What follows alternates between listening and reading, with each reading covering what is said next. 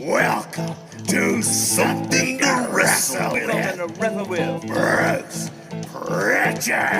Pritchard. Well, you know.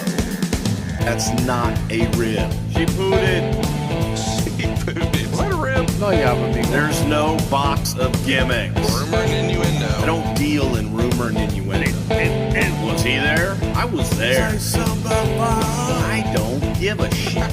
I ain't scared. I ain't scared of shit. Fuck him. You, Bruce. I love you.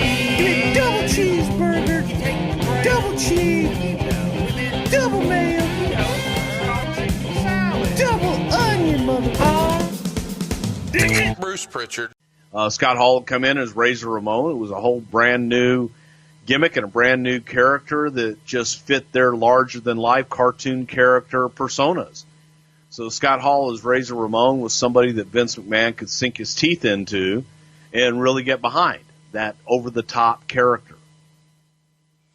And the over-the-top character that was rumored to be saddled with him was a bit of a, not so much the diamond stud gimmick that he was doing in WCW, but a G.I. Joe, because Razor Ramon grew up in an army family, so he bounced around quite a bit.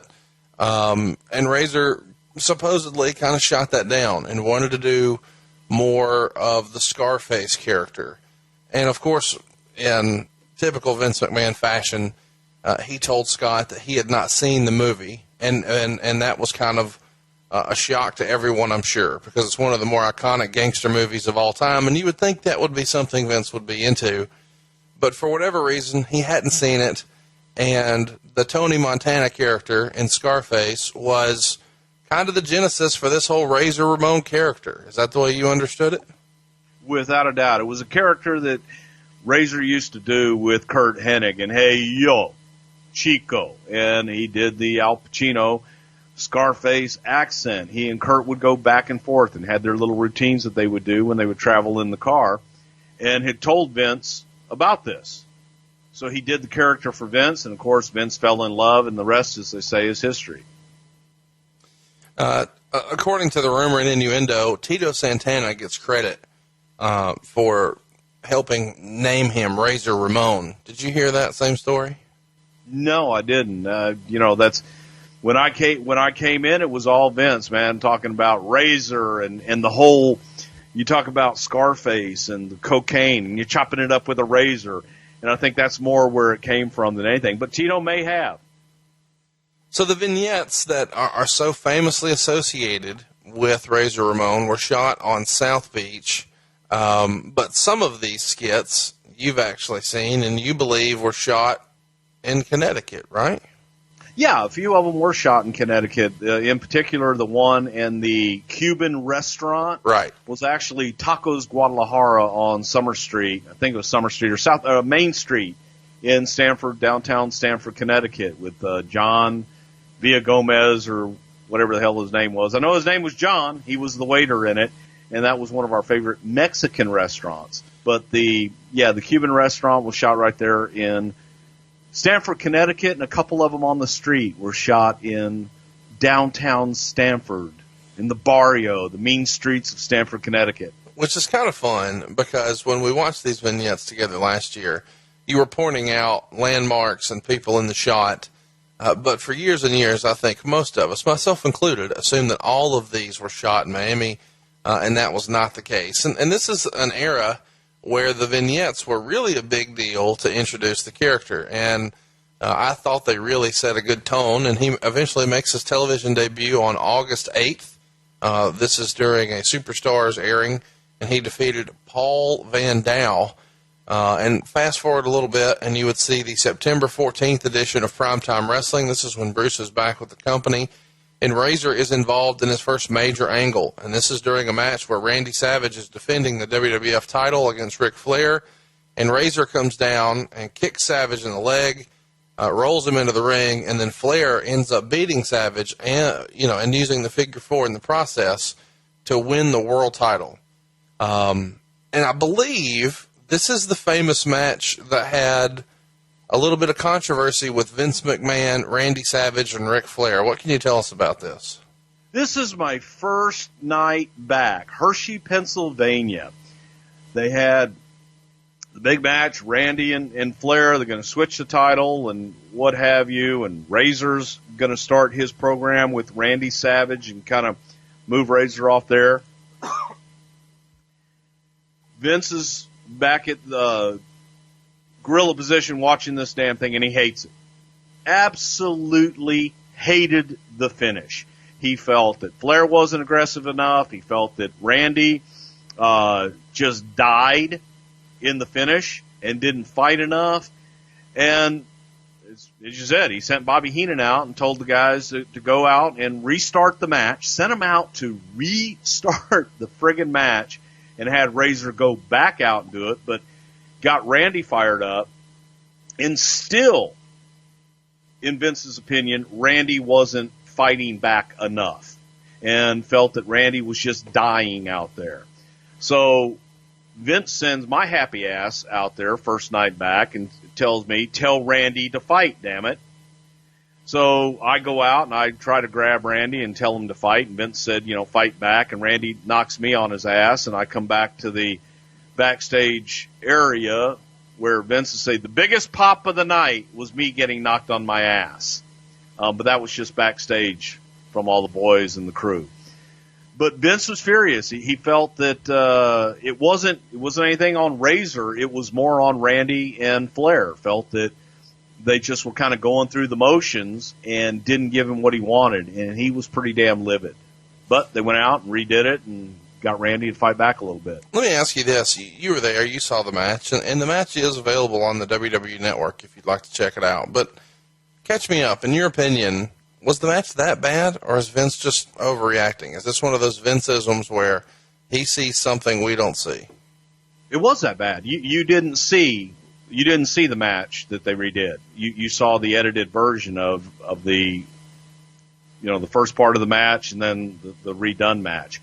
But it was, and when you take a guy like Randy Savage, who was a superstar and a WWF champion, he wanted him to be a big star and to fight and to be competitive. And he felt that Randy had gone out there to do a job, and that Randy was just kind of going through the motions, and that the two guys were dancing versus competing. Is this a boo-boo face situation?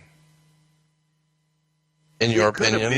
Yeah, it could have been. It really could have been. I think that it was, in my opinion, yeah, I think it was a little bit of a boo-boo face, and okay, well, they're, whenever they need me, they put the title back on me, but now, they put it on me, now they're taking it off of me, and I'm going to put the new guy over, that being Razor, and I think it was a little boo-boo face, but it sure as hell, once he had to go back out there, he being Randy, had to go back out and redo it, he did it right.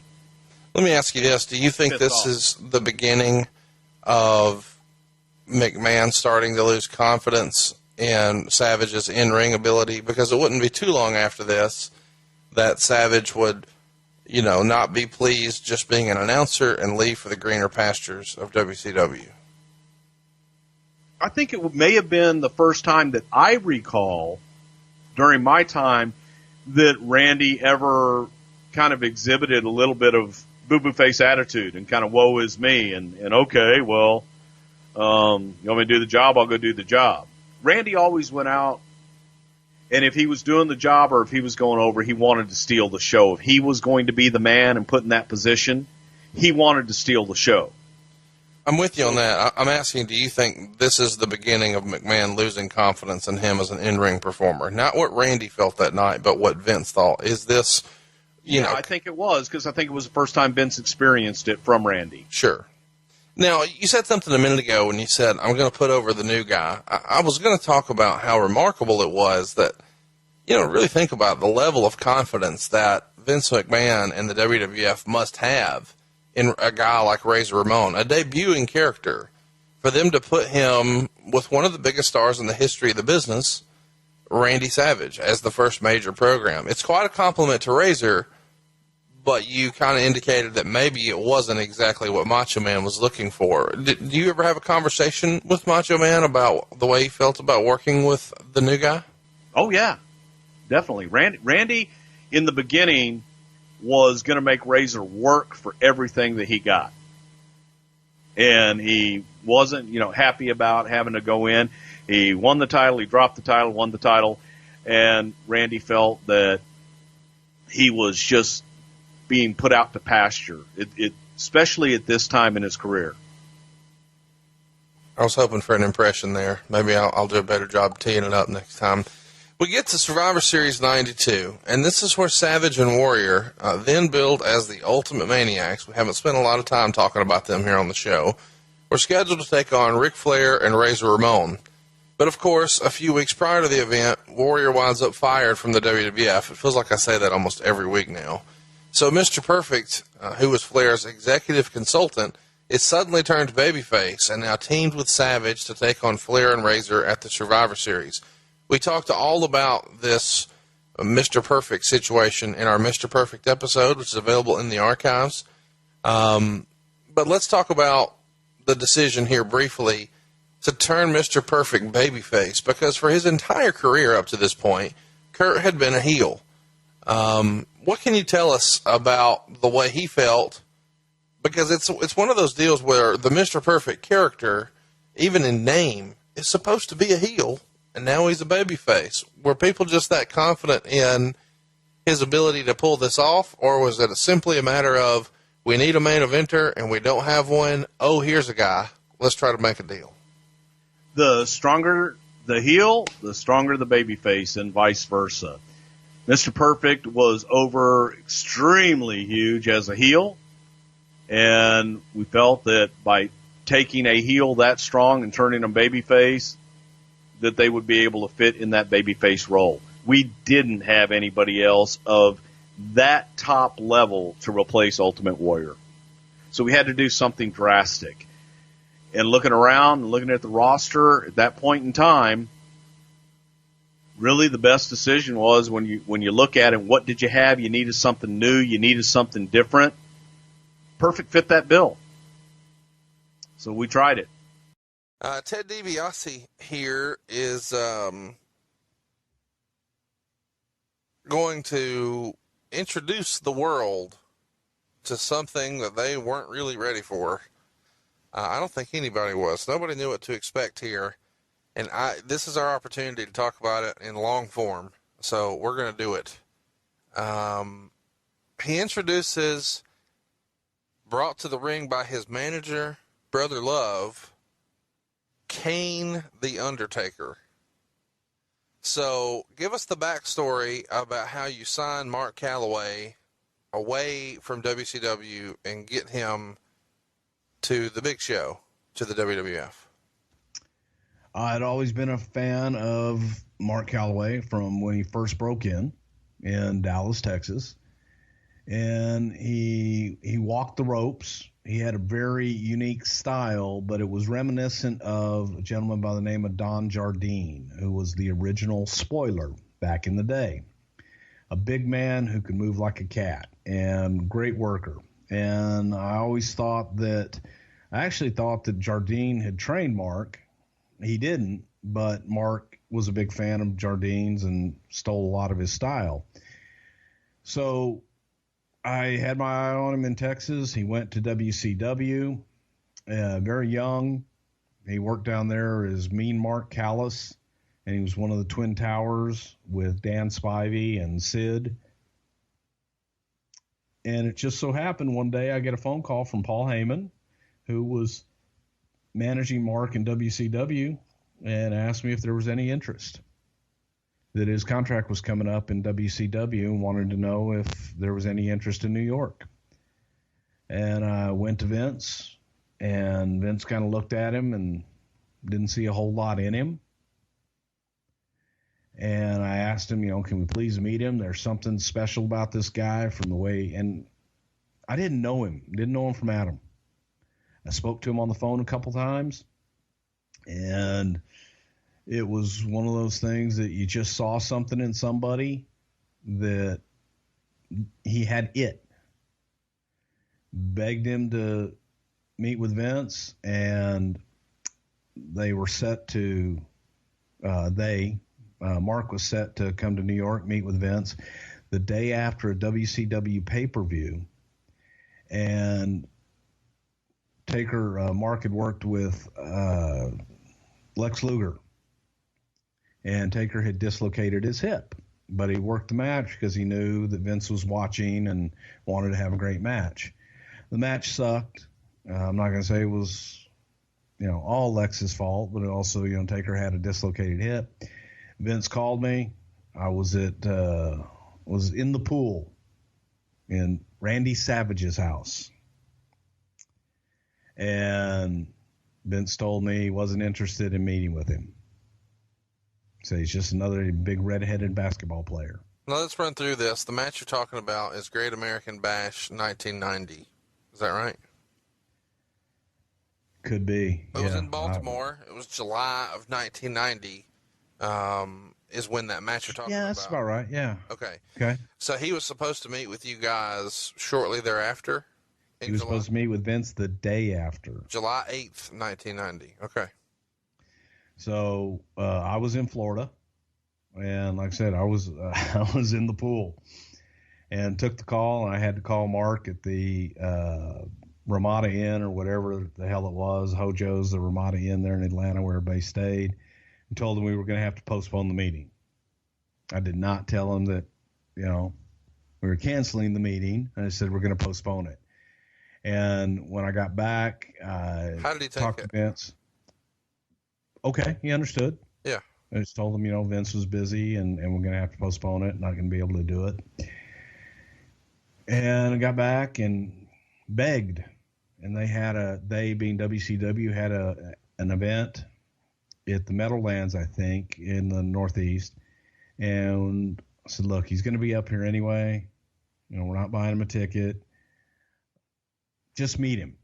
And we got Taker and Vince together, and Vince fell in love with him, just personality-wise. So it was just timing, and they met, and I had an idea that I wanted to manage someone. I wanted to manage him, particularly. I wanted specifically him. And the idea was I wanted him to be the complete opposite of Brother Love. Well, Brother Love was full of love and peace, love and harmony, all white. I wanted him to be all dark and just the complete opposite. And came up with the name Cain. Is kind of a biblical name, first man to ever commit murder. Cain murdered his brother Abel. And so let me run through this. I don't mean to interrupt, but you're designing this character specifically for him once he's signed. Yes. Okay, so it's not just we want a big bastard that Brother Love can manage and we want to call him Cain and blah, blah, blah. It's you meet him, you see him, and you say, hey, here's what we should do with him. I want him. Okay. And so he gives us notice to WCW August 27th. His final match is September 7th. And then he signs with you guys in October of 1990. So this is happening kind of quickly because we're at November 22nd. So from October of 90, we'll say the 1st, who knows when, to now November 22nd, we're only like 6 or 7 weeks tops to develop this character. Now, get back to your story. I'll stop interrupting. Sorry. Well, he came up, he met with Vince, he met with Pat, and they talked to him, so on and so forth, and kind of shared the idea I had and asked me, what do you see for him? And Vince had described him to the creative services art department folks, and they drew up some different looks for him. And one of the looks they drew up was that Undertaker look. And Vince looked at him and says, God, he looks like an old-timey Undertaker. And so we came up with the name Cain the Undertaker. And so I came up with Cain, Vince came up with the Undertaker. And guess who won that one? But, the idea was I would manage him and be his mouthpiece because we weren't sure whether or not he could talk. And so I would be the mouthpiece and do all of his promos and just be the loudmouth manager on the outside. So when you don't remember when the Bad News Allen thing happens, But when do you guys decide we're going to put him in the Survivor Series and we're gonna get him over in a big way? Probably right about the time that we signed him. Thinking what better way to debut him than at Survivor Series. Because he could run through a few guys. What's that? Because he could run through a few guys. I don't even know if that was even considered at that point. It was just like, how do we debut him in the biggest way? And no one would know who the hell The Undertaker is anyway. So if you advertised him, it, wouldn't have mattered. So normally we would do vignettes and build a guy up over time, but this was an opportunity to slide him in, get him over strong, and debut a new character on a pay-per-view. It was just a different way of doing it. So the idea was, to bring him in and have that be his debut and have him be impressive. What do you think is the situation with the locker room at the time? Does he come in with, knowing a lot of the guys, or is this just, a foreign deal for him?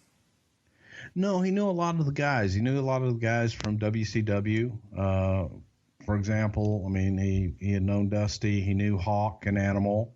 As a matter of fact, I'll never forget when Vince was looking at Sid way back when and was bringing Sid in for meetings, and Hawk told Vince, "You got the wrong skyscraper." And he had actually suggested Mark at that time to bring in. So, Taker knew a few of the guys. So it wasn't like, a whole newcomer outsider. He knew guys. Everybody kind of knew each other. But it was, he was a big bastard, great look. And I think you'd be hard-pressed to find anybody that doesn't like The Undertaker or Mark Calloway. They're one and the same. Percy Pringle signs with the company in December, so the very next month. When he's brought in, supposedly the talk is this might be somebody who could manage or recruit or something like that, since they had worked together. But Rude's not even on this pay-per-view. Had all of that changed? Did you guys sign him knowing he had this mortician background and this is what we're going to make him, or how did that work? No, Percy had been in contact, for a long time, just wanting to come in and wanting to do something. And they didn't know anything about Percy. And when he came in, as Vince always does, when he interviews guys, he asks them what they've done in their civilian life, if you will, before they got into the business, what their hobbies are, what their what they do, what their family's like, and so on and so forth. And when Percy said that he was a licensed mortician, I was like, oh my God. But I was already there, by God. So it wasn't until Vince gave me the choice 2 months later to either go on the road with Undertaker full time, because he was a very special attraction, and if I was going to be a part of that attraction, I needed to be on the road with him all the time, or stay in the office. And I chose to stay in the office. And we had a guy that was perfect for him in Percy Pringle. Well, so he's introduced here as Kane the Undertaker. What type of direction do you guys give? Well, a lot of that, we did give him direction that he wasn't to sell a lot. We really didn't want him off of his feet.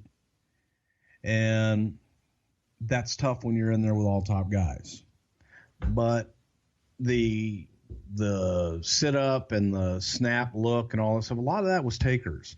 The sit up was something that I stole from Jeff Van Camp, who was humongous in the Mid-South back in the day. He was also humongous there in Pensacola and Alabama as well. But he used to do that sit up and do the head spin and stuff like that, like Jason in the movies. And I suggested that to Taker. He ran with it, later years and did that sit up. If he took a bump at first, he would just lay there dead and then do the sit up. But it was, we wanted him to be different. wanted him to register, not sell necessarily, and very distinctive in his moves. We didn't want a whole lot of movement out of him. We wanted him to be a dead man. Don't think we used those words at the time, but it was more Frankensteinish, if anything. So you said you didn't use those words. You guys didn't really, at this point, have the whole character mapped out as far as he's dead. You know, the concept here is just he's a scary, spooky-looking dude who needs a nap. Exactly. Big, scary, brother loves henchman. Who comes up with the outfit? I know you mentioned, hey, he looks like an old-timey Undertaker, but who comes up with, like, the circles under the eyes and all that? The creative department. Okay. The art department drew the whole thing, and when they drew his face and everything, they drew in the dark circles under his eyes and the hat and all that stuff. The whole trench coat, and then the look once he got in the ring and took the tie and the coat off. And the goal here was to have you be stark white, him be, completely black. That was kind of what you were looking for from a look standpoint. Yes. How far in, kids, if you're watching at home and you go look for this, you're not going to see it. WWE wants you to forget that he was ever Kane the Undertaker. They've edited all of that to where it just says The Undertaker. They even edit the old school name listing when he comes out, like the old font and all that. It just says The Undertaker now. But once upon a time, take my word for it, he was Kane the Undertaker. How long was he Kane the Undertaker before they just dropped that? About 2 weeks. I know they did an update with Lord Alfred Hayes where he referenced Kane the Undertaker, and the Undertaker is in quotes. So at one point, the name was just going to be Kane, obviously with the nickname being like, Texas Tornado, Kerry Von Erich, or whatever. Whose idea is the Tombstone Pile Driver? I think it might have been mine. Well, you're taking a lot of credit for a lot of shit tonight, so put yourself over some more. Anything else you want to say that you invented while we're doing it? The headlock. Okay, good. Well, that's really caught on. They're still doing that today. Talk me through The Undertaker when he's wrestling here. Does he wrestle any sort of dark matches or any house shows, or is this legitimately his first WWF match? As legitimately his first WWF match. So the first time he does any of these mannerisms is maybe just in a walkthrough before the show with you guys, and then he's doing it out here live for the first time? No walkthrough. First time you're seeing it. So back then there wasn't a walkthrough at all like there is now? Oh my God, no. Okay. So he just not at all. And so we walked through the last thing that you're going to want to talk about. That's about the only thing we walked through. Okay. Well, let's run through it. Everybody gets busy in a hurry. The Undertaker pinfall win with the tombstone over Coco Beware in short order, 1:39. Jim Neidhart wins with a power slam, or not wins, he eliminates the Honky Tonk Man with a power slam about 4 minutes in. Ted DiBiase gets some outside assistance from Virgil to take out Jim Neidhart. The Undertaker eliminates Dusty Rhodes after a double axe handle off the top rope. And then you start putting the boots, you his brother Love, start putting the boots to Dusty on the outside. Roddy Piper on commentary calls you Blubber Love, which I find hilarious because you're kicking a man who's much larger than you. And then I guess Dusty starts to make some sort of a comeback on you, and then the Undertaker gives chase. Am I remembering that right? You are correct, sir. So the Undertaker is counted out here, but not after he kind of dominates the majority of the match, and everybody is putting him over, Dusty Rhodes included. Anything in particular stick out to you about this moment? Well, it was a huge moment for me. I'm in there working with Dusty, which I always loved working with Dusty, and being out with DiBiase and all that. It was just a lot of fun. But I remember getting back. Coco was upset Coco was pretty pissed off and approached Taker when he came back. Felt Taker dropped him on his head. And, I watched it again, and it was a little snug. But it wasn't on purpose, and I think it was just simply a case of the nerves. And Taker's out there first time. He was kind of close to the ropes. And, it ain't ballet. So Taker apologized. Coco kept, persisting, and I just had to pull Mark away because he wasn't going to win that one and just move on next. But, yeah, Coco was a little upset, and Coco felt that he was a little too snug and took liberties. In the rest of the match, or just with that particular finish? Just with that particular finish. Just on him, yeah. It's worth mentioning that we've heard this before. I'm sure we'll talk about it at some point, but Survivor Series the next year is when the decision is made to put the belt on The Undertaker, and he tombstones Hulk Hogan onto a chair that slid into the ring by Ric Flair. And Hogan would go on to tell people that his neck was legitimately injured and that he had a broken neck and that he was put in a gurney after and sent to the hospital. And Undertaker, supposedly, he hasn't told me this personally, says that he never really forgave Hogan for that because it became clear when you look at the tape, he was a foot away. He took the best possible care of Hogan. And that match happened in a place where Undertaker could fly and his whole family to see it. And it was his first time winning the WWF World title. And he's working a pay-per-view main event against Hulk Hogan. And that was all kind of robbed from him. And then he got a lot of heat, supposedly, with the Office. And they took the belt off of him quickly. And he wasn't in that spot again for a long time. So when Hogan would return years later to the WWF with the NWO and all that, and now the Undertaker is kind of the big dog on the yard, he was not nearly as receptive to Hulkamania as he could have been because he still remembered that particular situation where it was an injury from a tombstone, but it really wasn't. Do you have any sort of recollection of any of that I just ran through? Well, all of it is hearsay. I wasn't there, so, but you described it pretty accurately.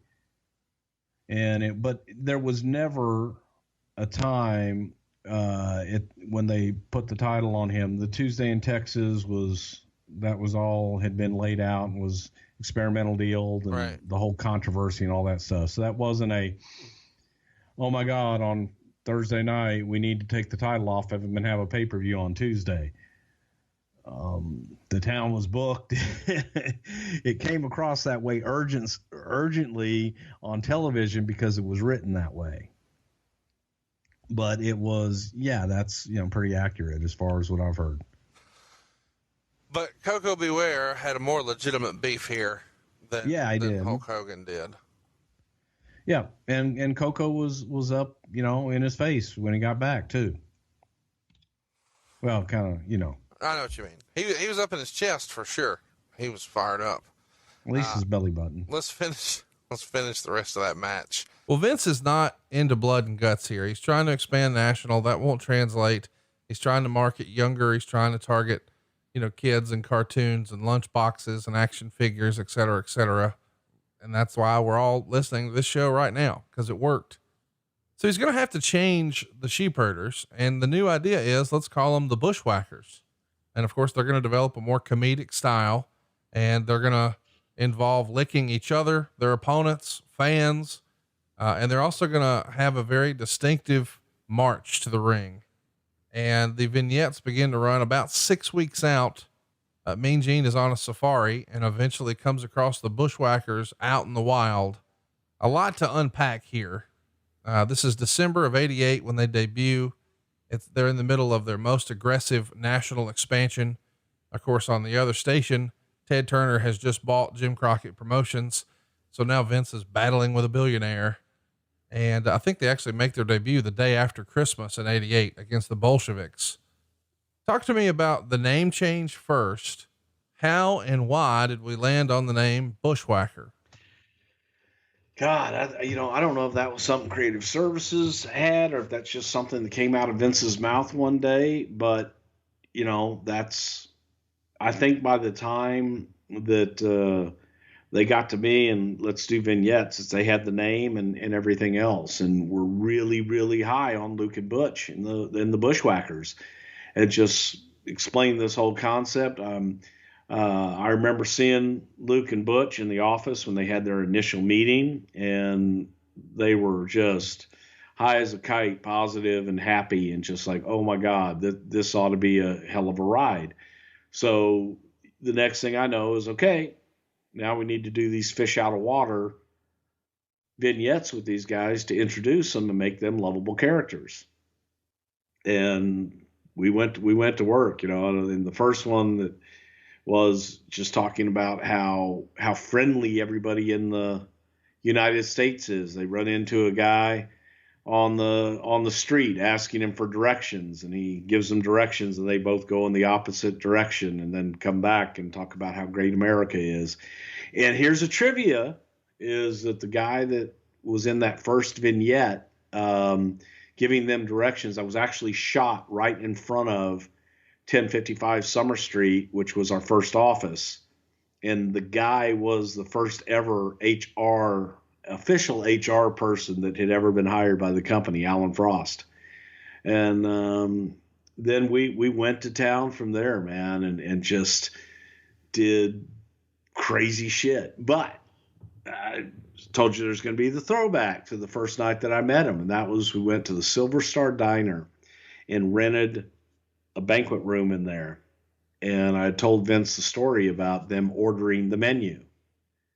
And it was like, that's great, let's do that. And so we went into Silver Star Diner to do these vignettes and basically had them do that. Yes, I'll have this. What do you mean, sir? This side of the menu. And then the other one ordered the other side of the menu and had them eat it all. And Luke was sick as a dog that day, looking at me. Oh, mate, I can't fall in. Mate, I can't eat all this. I can't do it. I said, well, you got to do it, man. I'll have a puke bucket here for you, but I need you to at least put it in.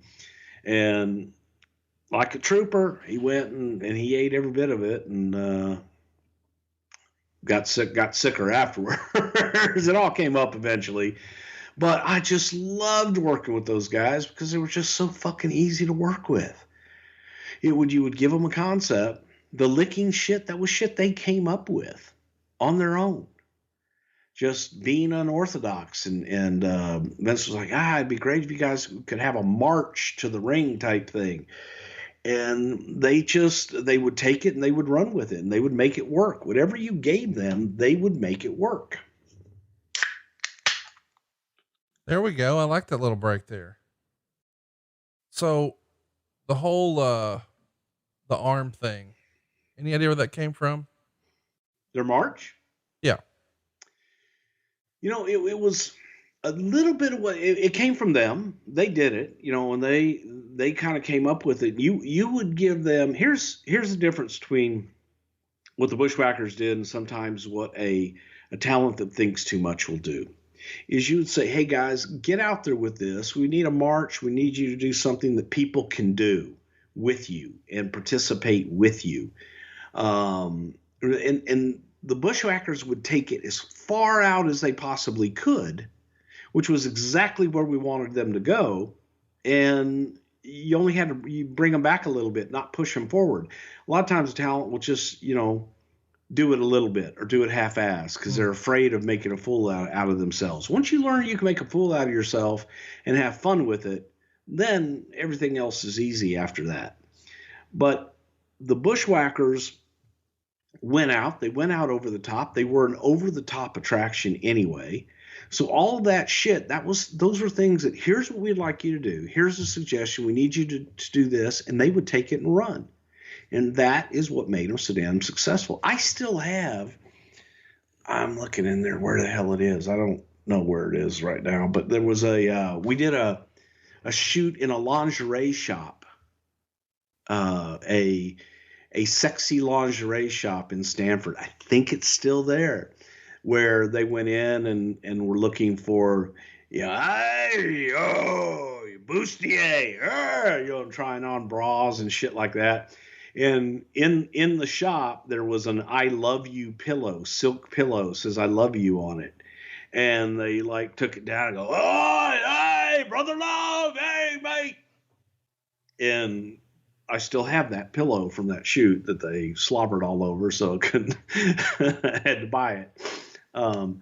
But it was just natural. You could put them in any situation and they would make it their own. I love this stuff, hearing how it all came to be. What did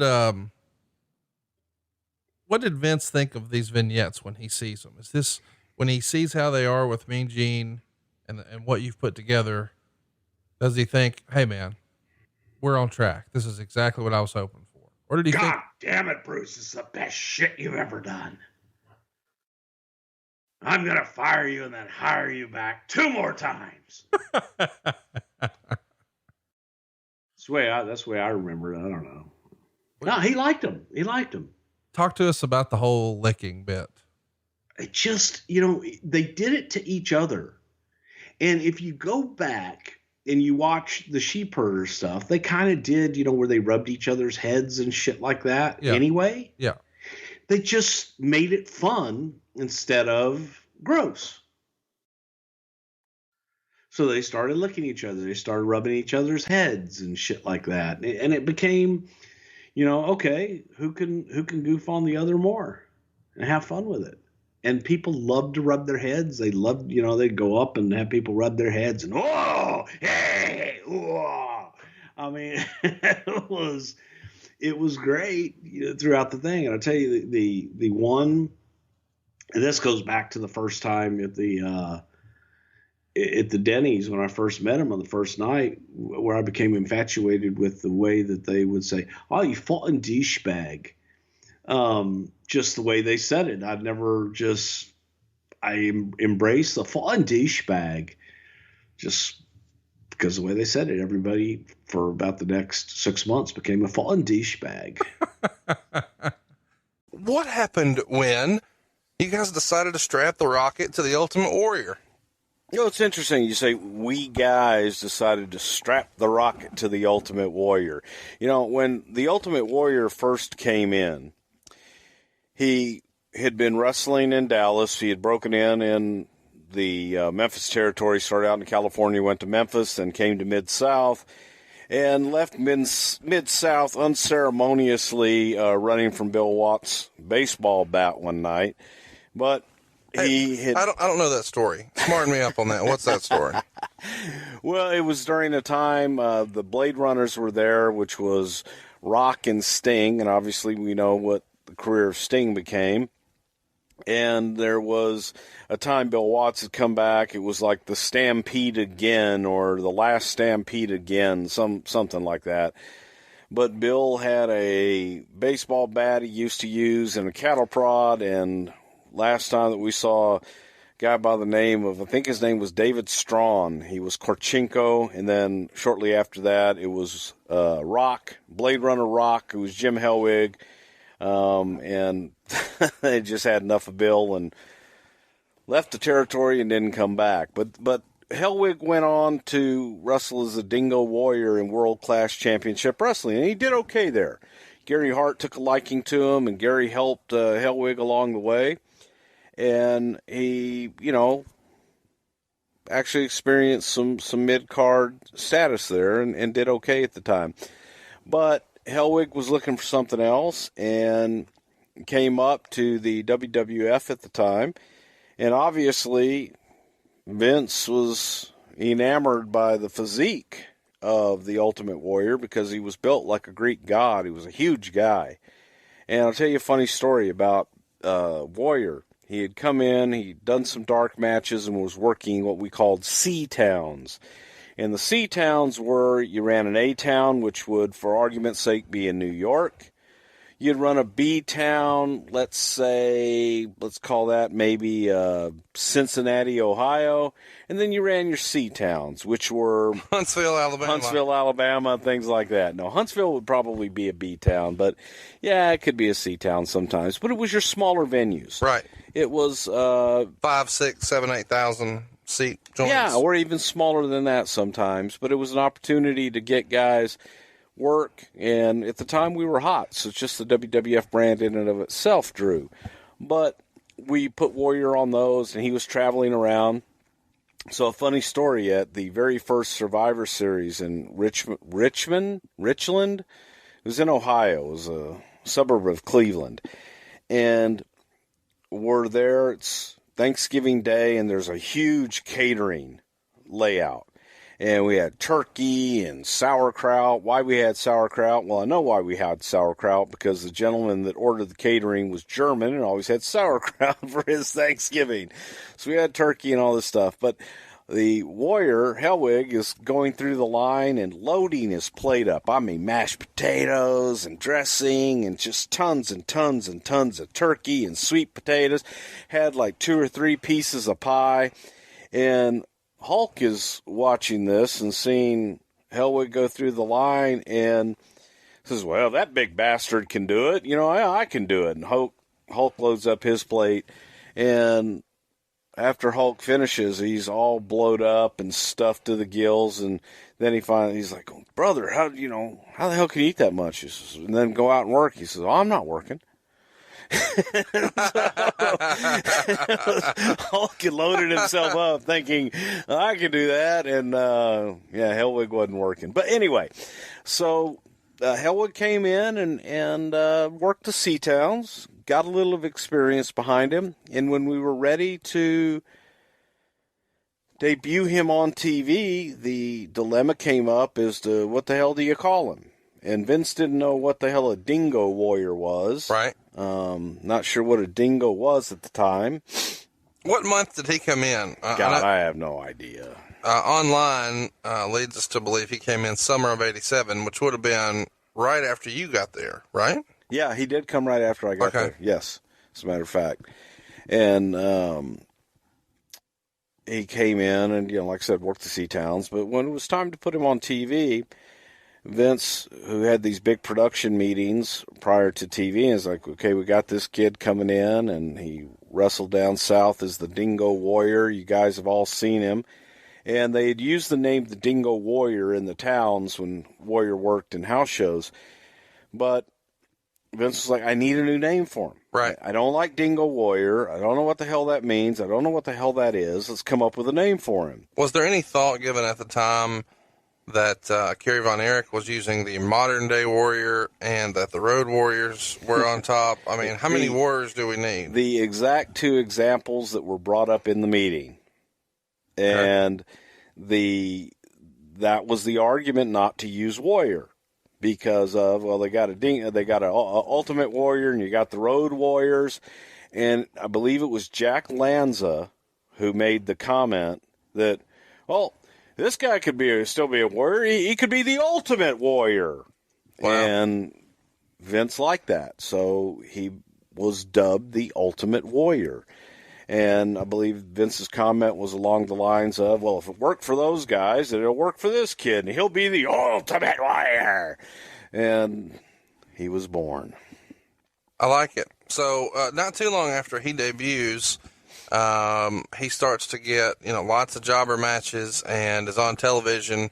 Then ultimately makes his debut at WrestleMania 4, ending a brief little thing he had with Hercules.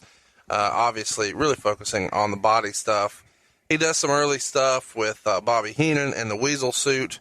You were a big fan of Bobby Heenan and a great friend of his. Do you have any memories of Warrior working with Bobby in the Weasel suit? Bobby hated working with Warrior because Jim didn't listen, and he was so frenetic. He was so hyped up in all of his matches and everything that he did that he was going so much, he just didn't listen a lot. And Bobby was the kind of guy, Bobby was so easy to work with and great at everything that he did. And it was just a little tough for Bobby at that time, especially at his age, and work with a young guy that didn't care. Right. Per se, and... Well, when you say didn't care, do you mean about people's bodies and what he did to them, and if you hurt him or not? So you're saying he was reckless? He was reckless, yes. Okay. Yeah. And now, was that based on he didn't care, or he didn't know any better because he was young to the business? Well, he didn't know any better, but I say he didn't care, and that's me, my thoughts. And folks, again, these are my opinions. These are my memories. And you know how I remember things, and you often laugh at, how do you remember that? I remember things on how they affected me. Right. And what impact they had on me. So it's my memories and my, my feelings on this, and that's, what actually happened. But I felt that Warrior was reckless early on and later on. But at that time, especially working with Bobby, he took liberties with Bobby. Bobby's not a tough guy, not in the greatest shape at the time. And, it was what it was. But it was entertaining, and it was a good boost for the Warrior. Well, the boost would continue. He actually goes on at I think it's the second SummerSlam. No, maybe the first SummerSlam. He beats the Honky Tonk Man for the Intercontinental title. And the greatest Intercontinental champion of all time, Honky Tonk Man. This is just months after the whole Ted DiBiase thing that we had talked about before, that involved the Macho Man and, what may or may not have happened with that Intercontinental belt. But now we're in the SummerSlam, and he smashes Honky. Any pushback from Honky that you remember on him dropping the belt there? No. In that way? No, not at all. And it was a quick surprise type deal. Right. And Warrior was a surprise, hit the ring. Bing, bing, bing, hit the ropes, big shoulder tackle, press, 1, 2, 3. And he was made. How big of a part, in your opinion, of the Ultimate Warrior's persona and his success could be attributed to the phenomenal pairing of the Jim Johnston theme song that he had? Oh, God. I think it was a big of it. Because, again, that frenetic beat, it fit. It fit the mood, it fit the entrance, and they complemented each other very well. No, I agree. I thought that it was perfect for him, and he had a lot of success. He goes on to get into a little bit of a feud with Rick Rude. They do a series of pose-down things that ultimately results in a scuffle. WrestleMania 5 is here. Bobby holds his foot. Rude gets the pin. They flip the title at SummerSlam. And then that leads to a series of matches with Andre the Giant, which Andre at that point was really a special attraction, working just main events and stuff like that. So I imagine on the house shows, Warrior Andre was the top billed thing. Would that be fair to say in '89? Yeah, it was. But I'll give you another little piece that's kind of funny for you historians. If you want to go back and if you have the original footage, I have no idea if it is edited on the WWE network or not. But you go back to the first Royal Rumble that was on pay-per-view. It was in the Summit in Houston, Texas, and there was a pose down that you referred to with Rick Rude and the Ultimate Warrior. And the pose down would culminate at the end with Rick Rude spraying Ultimate Warrior in the face with tanning oil, with the baby oil. Right. And Warrior is so hyped up and so into it and has his eyes closed and is posing. And Rude is spraying him in the oil, which Warrior's supposed to react to. But it takes forever. Rude finally just nails him because Warrior just doesn't react to it. He's so hyped up and so into the moment that he forgets to sell. Yeah, he forgets what the deal is. But then moving forward, they do their thing at WrestleMania. We moved on to Andre. And the idea at that time was Andre the Giant being one of the biggest figuratively and literally stars in the entire world. It was, let's give Warrior a rub and get him into a program with Andre. And Andre was willing to put him over every night and make the guy.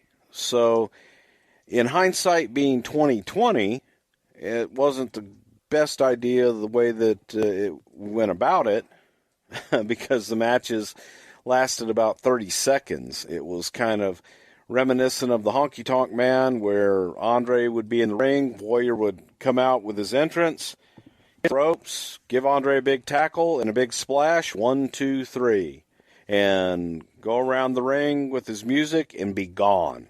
If you blinked, you missed it.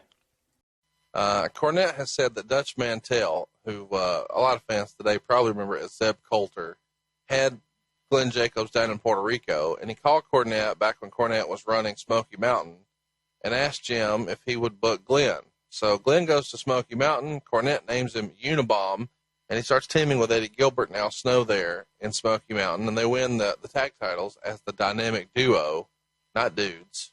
And they're using the name Doomsday. He would also win the USWA World title. He also wrestled one match, I believe, on TV for WCW in '93 against Sting. It was an enhancement match, so Sting goes over. When do you first remember hearing about Glenn? Was it when he was down in Smoky Mountain? And what was the company's opinion on him at the time? No, Glenn, first time we ever heard of Glenn was the Survivor Series in Boston, where we had all the masked men for when Lawler had his issues. 93. Jerry Jarrett recommended Glenn Jacobs to be one of the masked guys, and I don't believe that we used Glenn at that time, but he came down, big bastard. Then we did the Isaac Yankem stuff with him, sent him away to go away. So at this point in time, he had been to Puerto Rico. He had worked a while down there, and now he's working in Smoky Mountain. And Cornette had said that he was doing really well in Smoky Mountain, and we had seen the tapes. So summer of '95, you guys bring him up and make him an evil dentist, Dr. Isaac Yankem. And bear with me here, because I don't know when we'll talk about this again. The rumor and innuendo is that Vince had a dentist appointment that didn't go that well, and he decided that nobody likes going to the dentist, and this would make a great gimmick. So he creates Dr. Isaac Yankem. Who the hell booked this gimmick, and how snake bit was this shit from the word go? Well, first of all, it was Bobby Heenan's idea. And Bobby always had this, whenever somebody would go to the dentist, he would go, I'm going to see old Dr. I Yankem, huh? You going to see Dr. Yankem, Dr. I Yankem. So it was a Bobby Heenan thing, and we were talking about different professions that people hate. And Bobby said, make him a dentist. But he's got to be a dentist with really nasty teeth. And his teeth are all crooked and black. And that's a weasel creation that we went with. Well, he got a big push right away, probably because he's a big old dude. And he wrestles Bret Hart at SummerSlam 95. Of course, the gimmick doesn't last very long. And he's gone not too much longer after that. The next time we see him, though, is September of 96. He debuts as Diesel. Of course, he's the fake Diesel, and there's a fake Razor with Rick Bogner. We've talked about that here before on the show. But whose idea was it when you guys were looking for, hey, we own the characters, let's just, make a new Diesel, a new Razor? Who suggests Glenn Jacobs for that role? I did, because we had used Glenn Jacobs in the casket for when Diesel was working with Undertaker. We used Glenn, we dressed him up like Diesel and put him in the casket for the live house. For television, we shot Diesel in the casket. So on TV, when you saw it, it was actually Diesel. But for the live house, we had Glenn Jacobs, and that just made us immediately go back to Glenn Jacobs. Of course, in May of 97, Paul Bearer would come on Raw and start threatening The Undertaker that he was going to tell the world his biggest secret. And after a few weeks of this, Bearer told Taker that his younger brother was alive and coming to the WWF. So let's backtrack. When did you guys first have the idea, hey, The Undertaker has a brother? Did you know that the first time Paul Bearer came out and said, I'm going to tell the world your biggest secret? Did you already have the idea that you were going to create a brother? Or at that point? Oh, yeah. Okay. Carry us through how that goes down. Finding opponents for The Undertaker is not the easiest task in the world.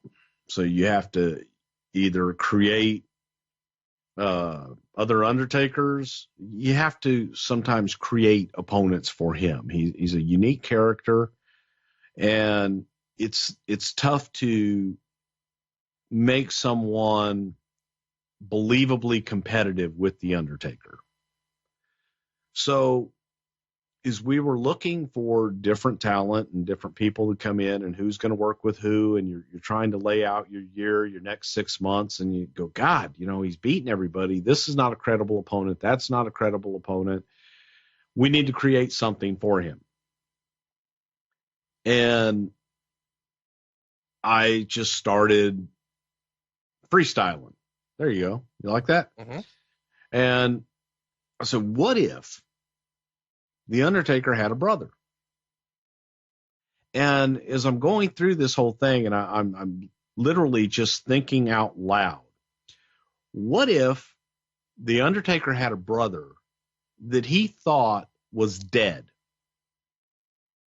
but in reality, he lived, and he's been living away from The Undertaker, and he's hated The Undertaker his entire life. And we go back and we tell the story that The Undertaker, when he first came in, went by the name Kane The Undertaker, in memory and as a memorial to his brother Kane, who he thought had died as a small child. And I'm like, and if there was some way that Undertaker thought that he was responsible for the death of his younger brother. When are you freestyling all this? What month and year? Probably right before we came up with the whole, whenever Paul Bearer came out. It was probably sometime after WrestleMania. Okay. So April, May. May. Okay. Yeah. And I start going on, and then, and I start just going, what if there was a fire? What if there was a fire and Undertaker's parents died in the fire, and they told him that his brother died in the fire, but his brother was so disfigured. He got burned and mangled, and he was so disfigured that they thought he would die. But Paul Bearer, who was actually the mortician at the funeral home that his parents ran, actually raised his younger brother this entire time and kept him away from the Undertaker, and told Undertaker that his younger brother was dead when he really was alive. And Paul Bearer, on the other side, this evil, sick bastard, was raising his younger brother to hate his older brother, the Undertaker. And now it's time for revenge. And now his baby brother wants to finally face his older brother in the ring, and the only thing that the Undertaker has ever been successful in, and they finally will collide. And we came up with so much, just sick, funny stuff. That's how we got to the Paul Bearer being Kane's dad. Oh, yes, I was really doing the nasty with your mama, Undertaker. And Kane is mine. We just, we got out there with it. But I went off, and when I say I went off probably for a good 30, 40 minutes on just creating this story with what ifs. Mm-hmm. And he's burned and he's mangled, and we put him in a mask because the idea was, we were thinking about things to do with Glenn Jacobs, and he was the Unabomber, but I knew that Vince hated that hockey mask look. But I'm thinking we can put him in a mask, and we can cover his body up enough so that it's not Isaac Yankem. You had to cover up Isaac Yankem. So then we decided, his face would be disfigured. He has no voice. He can't talk from the fire, and all these horrible things that had happened to him in this fire as a child. And this entire time, Undertaker has thought that his baby brother died in a fire that he thought he set, that killed his parents and his brother. And then later on, we came up with the scenario that it was actually Paul Bearer who set the funeral home on fire. And it just, it just went on from there. But Kane was something to bring to life the original idea behind The Undertaker of Kane the Undertaker, the first man to ever commit murder. And someone so evil as to be the Undertaker's brother that could actually give him a run for his money that people would believe. Who drew the original, like, artwork or design for what the Kane character would look like? The creative services, I believe Debbie Bonanzio was the one, but I know she was in charge of creative services at the time. They're the ones that came up with the first concept of Kane. And then it was Terry, God, I can't think of Terry's last name. Terry the seamstress, who did the mask. Redheaded Stitch is, I think, her name on Twitter or something like that. Yeah. And she's the one that had a leather worker. And Terry was big into the Renaissance Festival and all that medieval stuff. Yeah. And so she had somebody that did a lot of that type of work. And she's the one that came up with the whole outfit and the mask, the first mask and everything. Let's talk about the look. I imagine you guys wanted him to be eye to eye with Undertaker, and that's the reason he's got some lifts going on. Well, they both have lifts. I mean, he was bigger than Undertaker, I think. There's a famous shot out there that people have asked questions about for a long time, where the Undertaker's working a house show. I believe it's in Madison Square Garden, and he's sporting a cape. In the original drawings and incarnation of Kane, was he supposed to be wearing a cape, and why did that get switched up? Why didn't we see that? Kane did wear a cape for a long time. He wore a cape to the ring for a while. Well, I know he was wearing it on a lot of house shows. I don't remember seeing it on TV. I could be wrong on that, though. Yeah, he did. Did you imagine that there was going to be a long-term plan for Kane, or was the idea always that this is going to be something that's going to get us a few pay-per-views? Honestly, we didn't know what we had. And we thought, okay, if this can get us maybe to WrestleMania and have the blow off at WrestleMania, great. This will be a winner. The fear was, what do you do with Kane after Undertaker? And we thought, well, you know what? We can send him away and bring him back as something else. Kane has gone on to be one of the longest running characters in WWE history. Yeah, I mean, as we're doing this, if you're listening on Friday, he's been in the company with this character for 20 years and one day at this point. And he made a splash right away, of course. He's interfering in the main event, the very first ever Hell in a Cell. And he's feuding with The Undertaker. And they would do lots of silly gimmick matches, Inferno matches and such that I'm sure we'll cover in the future. But I think a lot of people overlooked that just 8 or 9 months after he debuted with this character, this is his third time in. He did the Evil Dentist, he did the Fake Diesel, and now in this third gimmick, 8 or 9 months in, he beat Stone Cold Steve Austin on pay-per-view to become the world champion. I think a lot of people overlooked that happened very quickly for him. So it's great that it was a huge success. And Cornette has said that if Glenn didn't work out here and the Kane gimmick didn't work, he was going to be fired. Do you recall that being the case, that there was a lot of pressure on Cornette for this to work? Not on Cornette, no. Okay. Let's talk about ripping the cage door off. How do you guys gimmick the cage door like that in the middle of a match with all the fans watching? It was gimmicked from day one. It was gimmicked when it was hanging up. So, but tell us how that happens. You guys have some sort of thin little piece of wood in there, just barely holding it in place, that as soon as you put any force to it, it breaks away? Yeah, that's why, as you notice, Sarge and everybody was down there every time they opened it, being very careful how they opened and closed that door to make sure that it stayed on its hinges and make sure that, but it was just strong, almost like balsa wood that was in the hinges, so that when you applied pressure to it and you pulled it a certain way, if you pushed it the other way, it wouldn't have broken. But if you pull it to you, it'd break. You talked a little bit earlier about Kane's voice, and of course you guys went through, and we're going to do lots of Kane episodes, I'm sure, but you talked a little bit about he couldn't talk. Was the idea to have him managed by Paul Bearer for a long time, to be the mouthpiece, and then ultimately, whose idea was it to have the little voice box gimmick? Did you guys know that right up front before you ever debuted him, or did that just sort of? Oh my God, no, no, God, no. The voice box didn't come till years later, when Vince wanted to hear from Kane, and I had just been at a, oh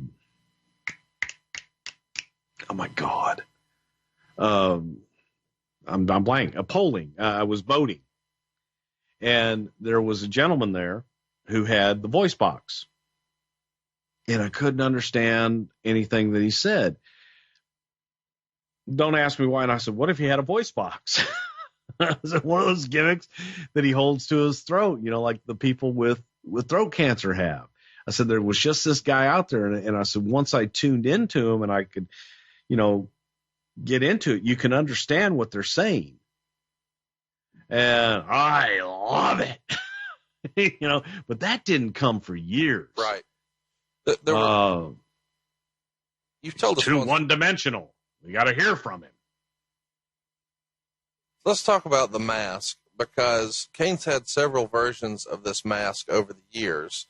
I mean, he even had a metal one there for a little while, but lots of different incarnations of the mask. And of course, eventually he unmasks, and people would see that there was hair attached to it. And I think a lot of people for years thought that was all Kane's real hair.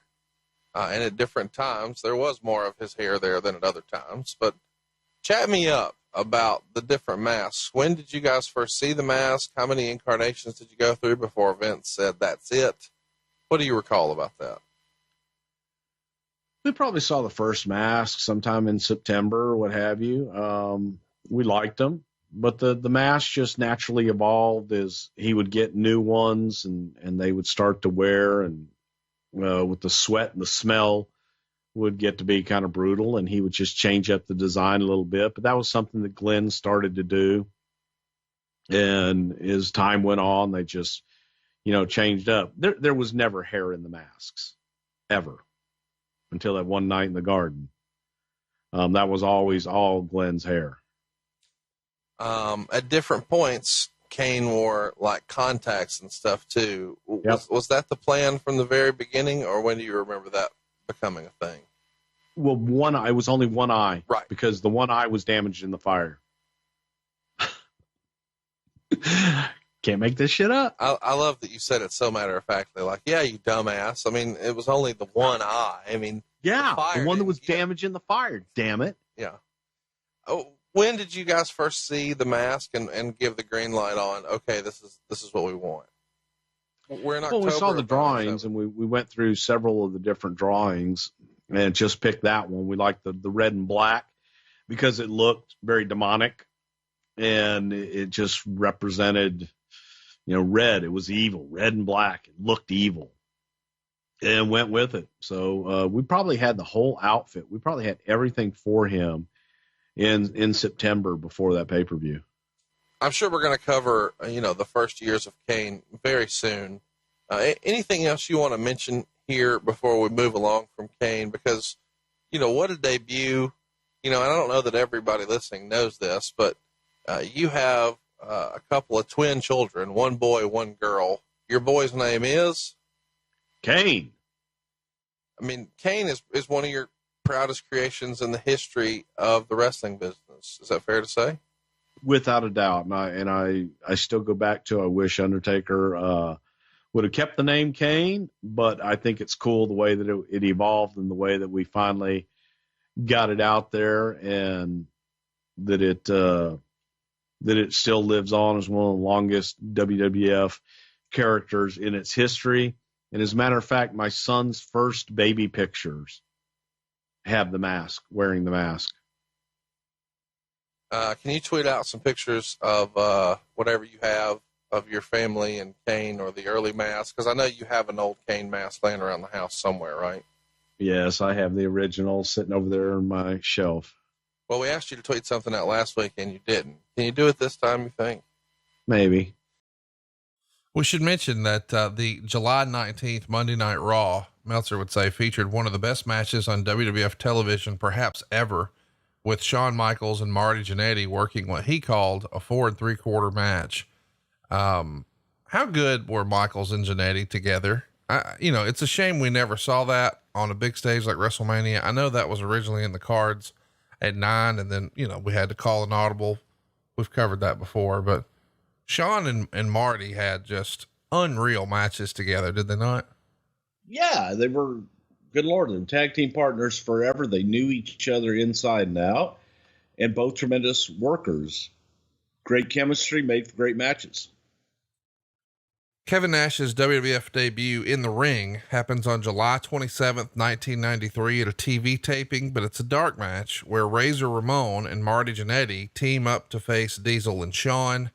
In the match, Jannetty, the babyface, of course, picks up a win over Shawn.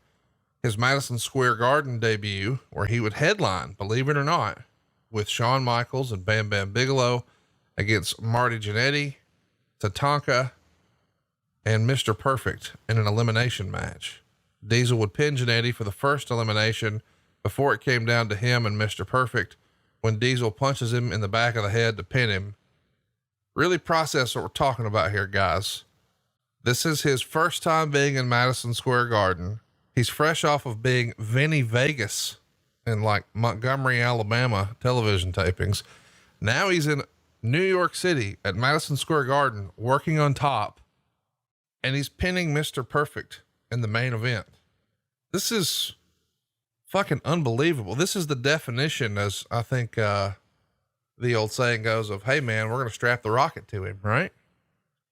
Yeah. Again, it was one of those take it as it goes, and wanted to see what the reaction was. We had the Diesel spot in the Royal Rumble where, again, he was unproven and had everyone come in and he dumped everybody out. So that that's where we got to the point where we said, Jesus Christ, we've got a babyface on our hands. But putting him out there, you've got to see what you have. And Kevin was there was interest there. He was believable. People looked at him and said, holy shit, this guy's something special. And he was something special. King of the Ring 93, we would see Shawn retain the IC, pinning Crush in 11 minutes and 14 seconds. That's not important. What is important is this piece of the write-up from the Observer. They gave Kevin Nash the name Diesel in a pre-match interview. Diesel distracted Crush, allowing Shawn to post him several times, but Crush kicked out of the pin. Either way, the idea is we've now got a name. Let's talk about that. How do we decide on Diesel? Whose idea is this? What is the character? I mean, how was it described to him originally? Well, the character is just a big badass bodyguard. Shane McMahon is actually the one that came up with the name Diesel, because Diesel, I guess, was slang for the young hip kids at the time, for somebody who was jacked up, tough guy, jacked guy. Hey man, they're Diesel. Yeah. The Diesel was born in the South. It was Cock Diesel, but the NBA had a new player named Shaquille O'Neal who was setting the world on fire in 92. And, he referred to himself as Shaq Diesel. So there you go. I had no idea that was Shane McMahon, and it was just from, popular culture, especially when it has a literal, sound effect at the beginning of his theme song. The younger person in me, not thinking about the pop culture thing, here's the presentation that I guess maybe Vince or Jim Johnston took very literally with the sound effect of the big truck. And you think, wait a minute, does this mean this giant is a truck driver, or he's as big as a truck? What is this? He is a truck. There you go. He is a big goddamn diesel engine that's going to come at you and fucking knock you down. So it was a little bit of both. It was one of their double entendres. Let's talk about Shawn's or Diesel's rather pay-per-view wrestling debut. It happens at Survivor Series. It's Marty Jannetty, 1, 2, 3 Kid, Razor Ramon, and Randy Savage on one side, IRS, Rick Martel, Adam Bomb, and Diesel on the other. Boy, which one of these is not like the other, huh? 2 3/4 stars here. It's Interesting. Savage is the one to pin Diesel to win the first fall with an elbow drop off the top in 10 minutes and 20 seconds. It's a big deal for Diesel to be on pay-per-view. And it's a big deal to be working with, a superstar, a bona fide legend like Macho Man Randy Savage. What's the feeling as we sort of wrap up 1993 about Kevin Nash from the Office's perspective? I mean, our original plan was we're going to put him with Shawn and see how it goes. Very quickly, there's problems with Shawn. Now he's sort of out here trying to find his own way. He's teaming with Adam Bomb and Rick Martel and IRS, and he's the first one to take the pin. How's this going, do you think, just 6 months in? Well, who wasn't like the rest? You got Diesel, Martel, Adam Bomb, and IRS. That's a hell of a formidable team. Well, okay. Is the Office, I mean, at this point, do you guys see money in him? Is it just, we're going to get there, it's a process? What's the thinking? Well, again, it's somebody's got to go. And the idea at the time was to get to the Savage and Crush story as well. Somebody's got to lose. Diesel wasn't established at that point, and losing a match to the Macho Man Randy Savage is not the end of the world.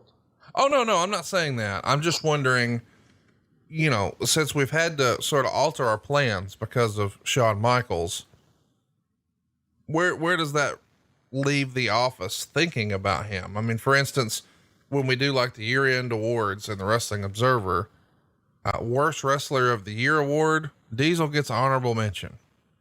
I'm not saying that he's the worst wrestler. I'm just saying that people are saying, oof, maybe not ready for prime time. You ever know, this is interesting because you ever notice when Meltzer talks about the worst things in the world, they're usually the ones that make the most money and draw the most. Well, are you about to say that Diesel made the most money for the WWF and drew the most? Because he eventually did. No, we're going to get to that, I'm sure. No, listen, I'm excited to talk about that because I think that's a false narrative, but let's keep going for now. Royal Rumble 94, Diesel does find himself getting involved with the silliness of Yokozuna and The Undertaker. The Undertaker went to heaven. We've talked about that before. He ascended. Alrighty. Okay. We've also got Bret Hart and Lex Luger tying to win the Royal Rumble. Kevin Nash was involved in this. He's going to dump out Bart Gunn at 8 minutes and 55 seconds, Scott Steiner at 9 minutes and 4 seconds, Owen Hart at 9 minutes and 9 seconds, Quang at 9 minutes and 23 seconds. And that empties out the ring. What's that? Quang? Quang. Yeah, okay. Next in and out is Bob Backlund, and Meltzer would write, dumping Backlund firmly established Diesel as a babyface. Next in and out was Billy Gunn. I mean, it is for a little while in this Rumble, the Diesel show. I mean, he's even going to eliminate Bigelow, Crush, and Michaels. And that plants the seeds for Michaels Diesel breakup, since Michaels didn't help Diesel when he was in trouble and helped to try to dump him out. Let's get to Starrcade 87. The Midnight Express here are again in a scaffold match, and this time against the Rock and Roll Express. And of course, Cornette is managing their Midnight Express, and that means Ray Traylor's the bodyguard and he's in tow. Well, apparently everybody in the match is paid $10,000, and Bubba, who's also on top of the scaffold working his deal, is only paid $5,000. And he doesn't really feel like that's fair because he could have fallen off just like them. And he feels a little underappreciated by the company. And especially since people had started to say how much better he was getting. Like even in the Wrestling Observer, he was voted the most improved wrestler for 1987.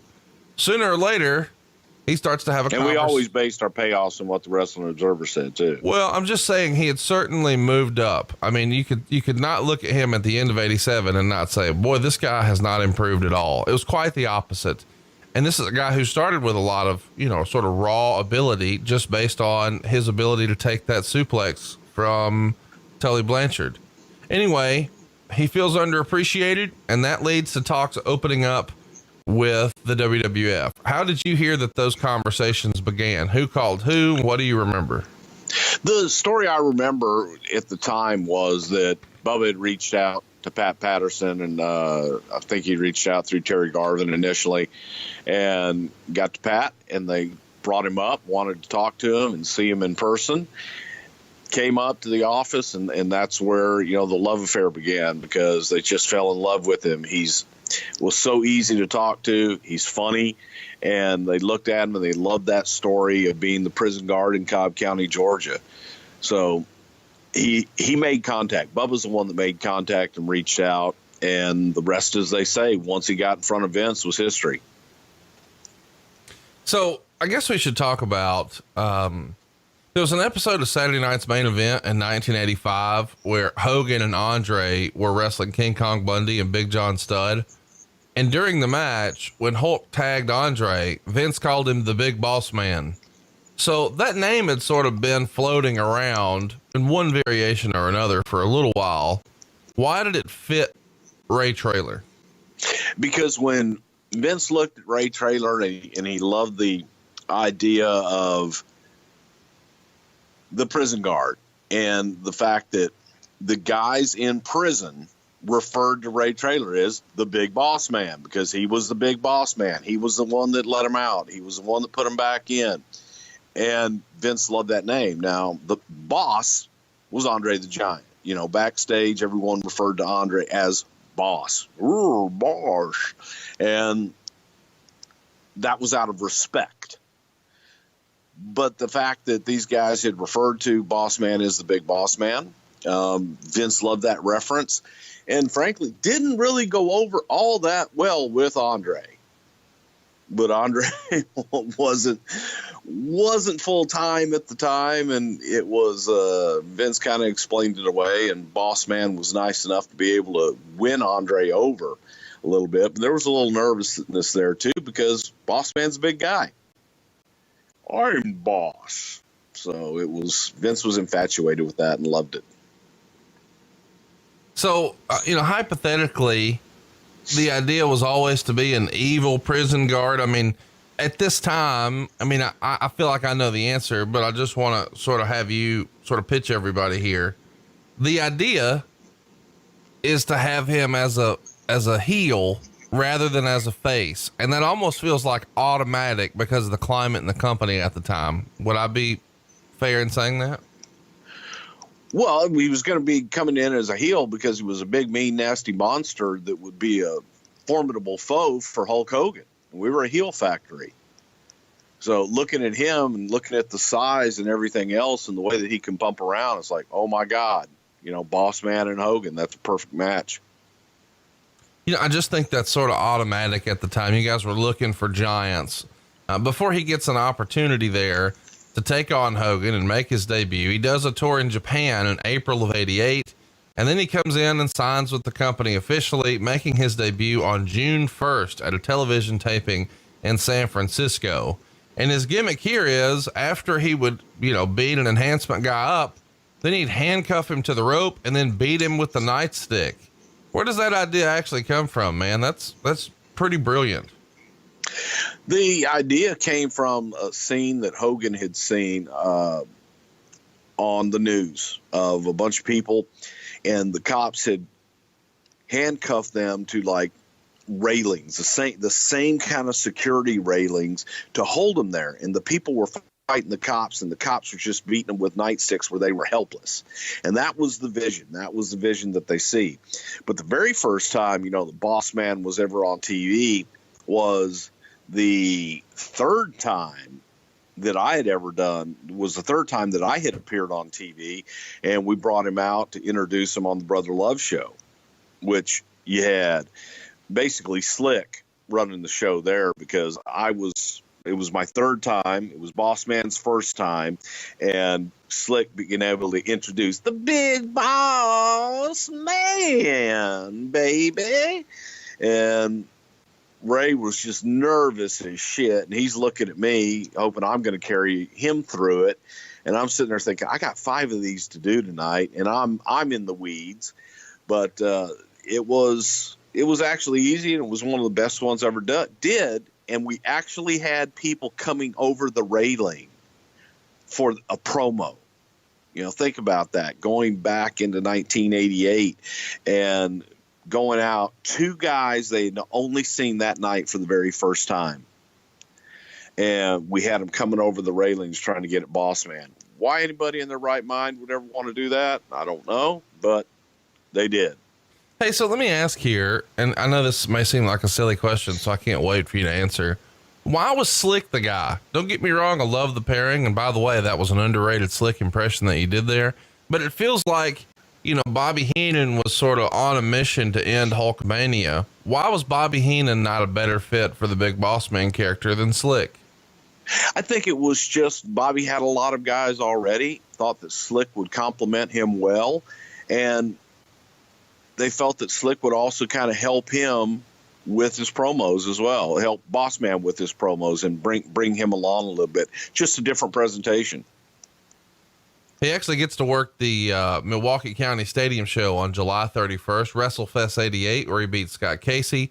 He makes his pay-per-view debut at SummerSlam 88, where he beats Coco Beware. And after that, he starts working a lot of Jim Powers matches on the house shows. But then on September 19th, 1988 in New Haven, Connecticut, that's when he first gets the opportunity to work against Hulk Hogan. Of course, Hulk wins by count out, and it feels like a match made in heaven. What was Hulk so fond of about working with Bossman in this era? Because the big bastard bumped his ass off for Hogan. He bumped and he flew for Hogan. He was a perfect foil for Hulk Hogan, that character at that time. And Bossman could do it all. He made the baby faces look like $1 million. And a baby face like Hulk Hogan, it was just so easy to do. And that was the stereotypical Hulk match that he loved to have. And he was also believable enough that when Bossman got heat on Hulk, people believed it. Let's talk a little bit about, and I've always been interested in this, the dynamic of coming from sort of one locker room to another. Now, this was happening a lot in the 80s in the WWF, but was there any sort of weirdness with Trailer, or did he just fit in like peas in a pod right away? He really fit, other than the guys kind of giving him a hard time about Andre and Andre, gets to you, man, he ain't going to like it. There's only one boss. So they had him wound up pretty good about when Andre's around. But for the most part, Ray is one of those guys. He's a chameleon. He can come in and fit in just about anywhere. And by the end of the night, you're going to be laughing at his shit. And he's, he could own a room, man. He could just walk in and own a room. Doink the Clown is one of the greatest characters ever to participate in the WWF. And I thought that he was positively, you always say, you look at guys and you look at talent as if they could headline WrestleMania. Right. Matt Bourne could headline WrestleMania. I would often chuckle. And we've actually talked about this at times, not with anybody in particular, but could you imagine Doink in the main event at WrestleMania and make it a circus big top feel for WrestleMania and have the whole thing be almost like a circus theme? Yeah, I just thought that would be great. It sounds ridiculous, but the visual of WrestleMania 9 was pretty fun. So I could get behind the idea that, that might have worked. I mean, Vince loves a big spectacle. You see just the sheer size of the WrestleMania sets these days. It would have been something to see for sure. Yeah. And Doink definitely could have pulled it off. And I think that he could have been, everybody's champion. Whether he was in the role of a babyface or a heel, I think that when he was in the ring, he was the best wrestler in the ring. And the best he just was so good. It was the best character Matt Bourne ever did. It's hard to believe, but the character debuted nearly 25 years ago. He comes into the company in January of 1993. And, of course, Doink's real name is Matt Osborne, but he's wrestling under the name as Matt Bourne. And so most of us know him as Matt Bourne. And he started wrestling 15 years prior to that, roughly, making his debut in 1978. And this is, of course, back during the hotbed of territorial wrestling. So Bourne is wrestling in a lot of these different territories and has success all over. But one of his first big pieces of success comes when he wins the Mid-Atlantic Tag Team titles in 1980. And I think most people listening to this probably know that Bourne spent most of his time in the Pacific Northwest. And up there, he was their heavyweight champion. And he wrestled with guys like Ted DiBiase, Jim Duggan, and they became the Rat Pack. That was the name of the gimmick. And he actually debuted for the WWF about 8 years prior to ever coming in as Doink. Back in 85, he worked in the Boston Garden, where he wrestled Rick McGraw to a time limit draw. And the highlight of that early run is WrestleMania 1. I think a lot of people overlooked that, but he lost to Ricky Steamboat there in the initial WrestleMania. And I think a lot of people have maybe kind of lost that in history. When did you first meet Matt Bourne? It feels like you would have crossed paths with him a few times in the territories. I know that he worked a little while in World Class Championship Wrestling, and he was managed there by Percy. Would you have met him in Texas, or where did you first meet Matt? I first got to meet Matt when he came through. He came through originally for Southwest Championship Wrestling in like 1981, 82, somewhere in that time frame, and then he went from there to Mid-South. But I met him the first time. He had the bleach blonde hair and the beard. Was doing a team with Arn Anderson in Georgia Championship Wrestling, and then he came in to Southwest. Matt's a second-generation wrestler. His dad, Tough Tony Bourne, was one of the legends. When they talk about old-time tough guys, just real tough guys, Tony Bourne's name would always come up. And especially in Texas, because there was Tough Tony Bourne and a guy by the name of Irish Danny McShane that had a great rivalry that culminated with Tony Bourne's manager having to wash a jackass, a donkey, in the middle of the ring if they lost the match. And Matt came from that era, and Matt was taught to be, he was a tough guy. And he was taught to be believable and tough inside the ring. So he always carried that on throughout the years. But he came in for San Antonio, went to Mid-South, and formed the Rat Pack with DiBiase and Jim Duggan. Well, I'll tell you what, it's quite an interesting change from the way guys come into the company now versus the way they used to. Because in these days, it was pretty common for them to have extended runs in different territories. And independent wrestling, while it is still on the rise, Ring of Honor is probably having their best year ever this year. It's just not the same. Do you think that overall helps the business or hurts the business? Do guys have different opportunities to because now, because of the internet, even though these territories exist, you can kind of keep up with everybody everywhere. But that was a lot more difficult back then, was it not?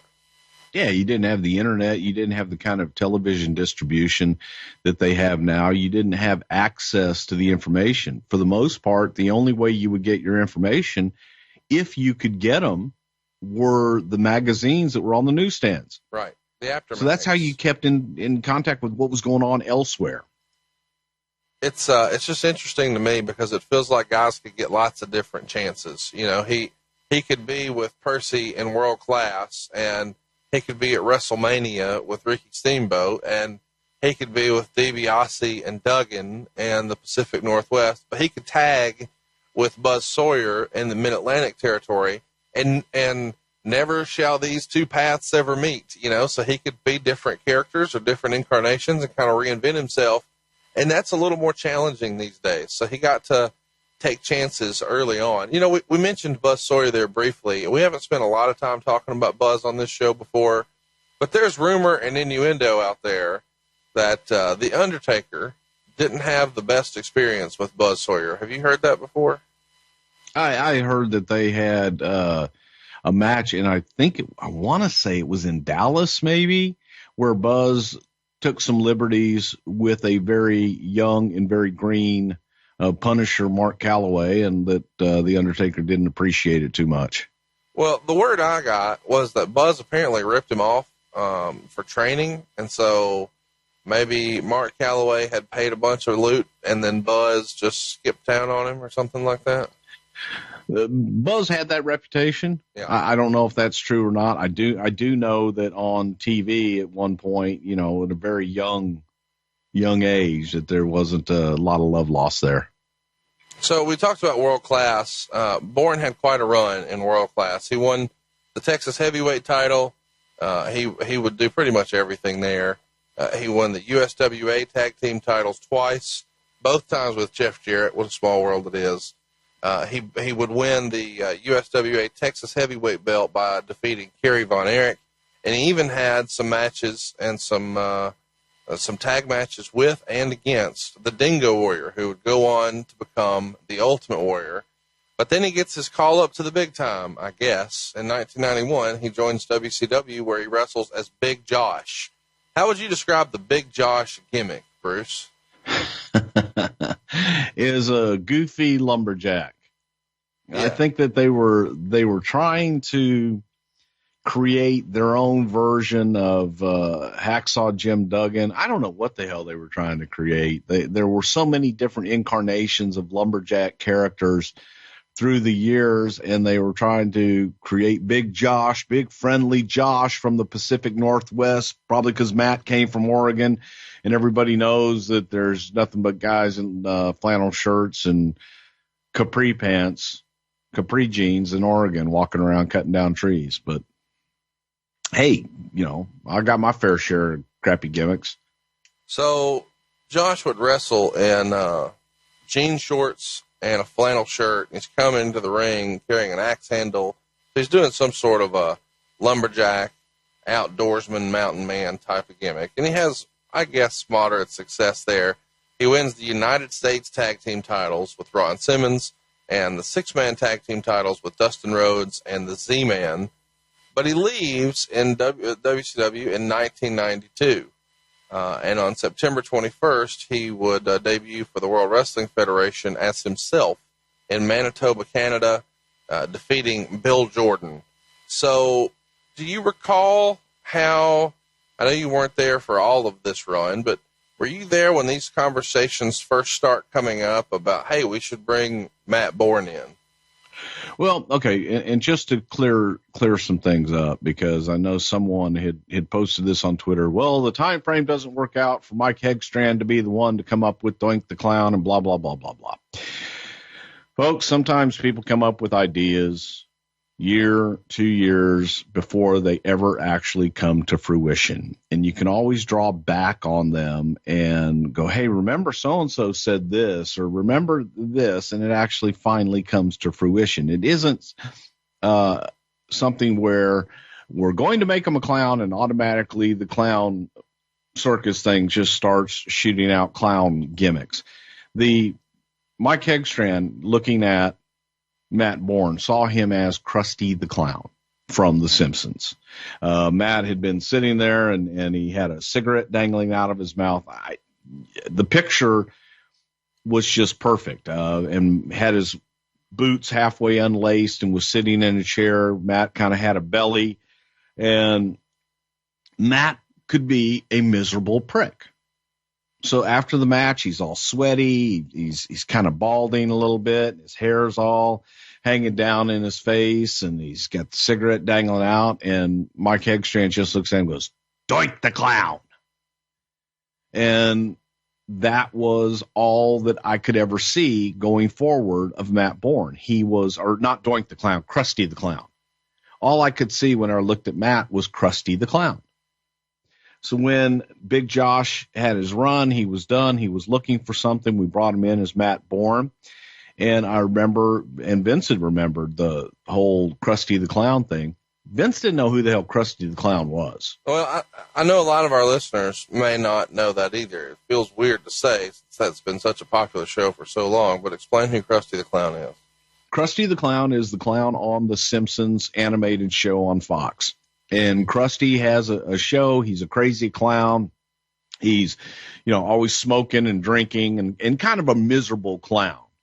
You got the Krusty Burgers. He has his own burger chain, so on and so forth. But he's a miserable clown, just a miserable clown. They come in and they so heavily are pushed with their University of Michigan amateur careers. They're wearing those jackets, and they've got a song that's similar to Michigan's fight song. And this feels like something Jim Ross would have really pushed for, but he wasn't even with the company at the time, right? Well, Jim came in at WrestleMania 9. So Jim, as far as commentary, he could push, he would go ahead and push that stuff. That wasn't necessarily a big direction as to we want to promote their college deal, but they were Michigan guys. They had a Michigan accent. Why not? It was real, and they were a real damn tag team. I'll tell you that.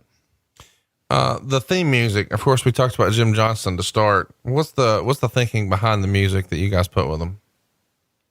Michigan theme song ripoff. Michigan band, the football thing. Well, so I guess my question is, if we're saying that wasn't really the push, but then that's the theme song, isn't that inconsistent? Not really. Okay. So they're coming out in their Michigan jackets and they've got Michigan fight songs, but we're not pushing Michigan. Cool. We're off to a good start so far. Yeah. Vince's vision, since it wasn't Michigan, despite the music and the jackets, what was it? He wanted loud colored tights like they had worn in WCW and just keep doing what they were doing in WCW, or what was Vince's vision for how he saw their characters? He saw these guys as youthful wrestling monsters. That they were, he did like their amateur background, and he liked the style that they worked in the ring, which took their amateur credentials and just made them shine. But they did it in a different way. You've kind of shared before on the show that sometimes you would watch the WCW pay-per-view with people from the office. Do you remember watching a Steiner Brothers match with Vince and him being impressed with them? And if so, do you remember who the opponents were? No, I don't ever remember watching them with Vince. I remember watching with Howard and Pat all the time. God, everybody they did, but they outshined everybody. With the Frankensteiner was something that only small guys did back in the day. It was a lucha move that, the small guys did. And here was Scott Steiner doing this and making it look better than other people had ever done. Yeah, I feel like we should mention here that a lot of people credit Scott Steiner as being the creator of the Frankensteiner and that he created the move. Of course, a lot of lucha fans are going to say, no, that was just a Hurricane Rana. It was around before. Do you remember the first time you saw the move? Yeah, the first time I saw it was Gino Hernandez doing it like in 1979 or something like that, that was the first time I had seen it, and everybody was talking same thing like this. We all thought Gino had invented it, and everybody's going, no, it's a Mexican eye spot. Yeah. I mean, the deal is, I believe it's even named after the guy who invented it. I'm going to butcher it, of course, cause I'm a redneck, but I believe it's Hurricane Ramirez. So that's the reason it's called Hurricane Rana. But it is still interesting to me that so many people, Scott Steiner himself, still say, oh no, I invented that, bro. The first time that you see that though on American TV, at least the first time I saw it on American TV, is when Scott Steiner did it.